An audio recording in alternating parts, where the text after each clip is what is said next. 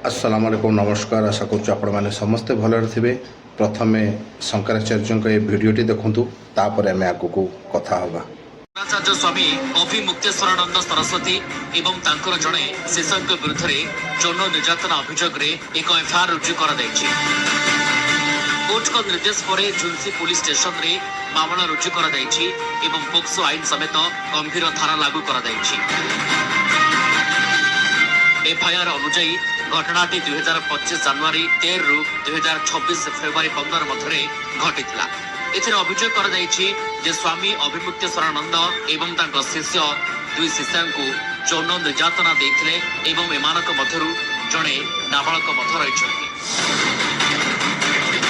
जो व्यक्ति अभियोग आनिछन्ति तांको ना आशुतोष ब्रह्मचारी बोली कुहा जाउछि। से अभियोग करिछन्ति जे उभय पीड़िता दीर्घदिन धरी शोषण शिकार हो आसुथिले किंतु भय और चाप जोगु सामना को आसी पारु नथिले। एफआईआर रे यह मध्य दाबी कर जाइछि जे 2025 कुंभ मेला एवं 2026 माघ मेला समय शिविर रे घटना घटिता। अभियोग करना चाहे किसी के प्रति आपके मन में वैमनस्य है, आप वैमनस्य गोली मार दो ना।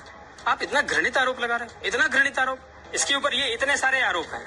तो जिसका जीवन ही आरोप में बीत रहा है, जिसका रोज का काम है, उस व्यक्ति के द्वारा आरोप लगवा करके रामभद्राचार्य जी महाराज क्या साबित करना चाहते हैं? क्या शंकराचार्य जी की आवाज को वो दबा देंगे कि विद्या मठ की बदनामी उस दिन होगी जिस दिन विद्या मठ गलत होगा या विद्या मठ का कोई करता धरता गलत हो? वो भी चाहते तो अच्छा मार्ग चुन सकते थे, वो भी सरकारों की प्रशंसा करते तो प्राइवेट जेट में घूमते हुए बड़े बड़े मुख्यमंत्रियों को, प्रधानमंत्री को आशीर्वाद देते मिलते। आज भी राम के सामने दो विकल्प था, एक तरफ राज्य था, एक तरफ वन था, लेकिन उन्होंने सत्य धर्म का मार्ग चुना, वन में चले गए, 14 वर्ष वन में रहे। सत्य धर्म की बात दृढ़ता से कहते हैं।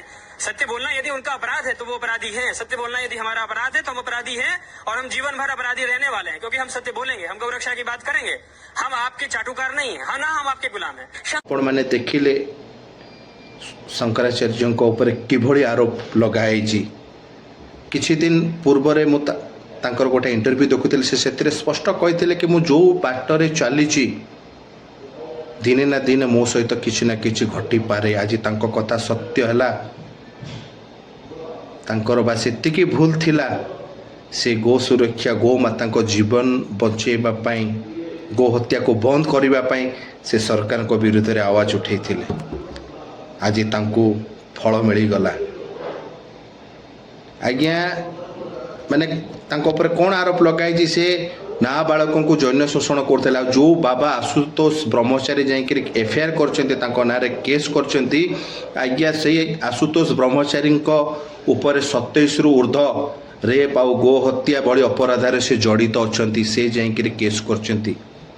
आज्ञा आम देश रे जी भी सरकारी विरोध रे जाउची तार यही अवस्था होउची। आज्ञा आज आम देश रे गोटे नुआ प्रथा आरंभ हो सारी। जी रेपिस्ट तांको जेल रू बाहर को कर दिया जाउची, जी भलो तांको जेल रे पुरई दिया जाउची।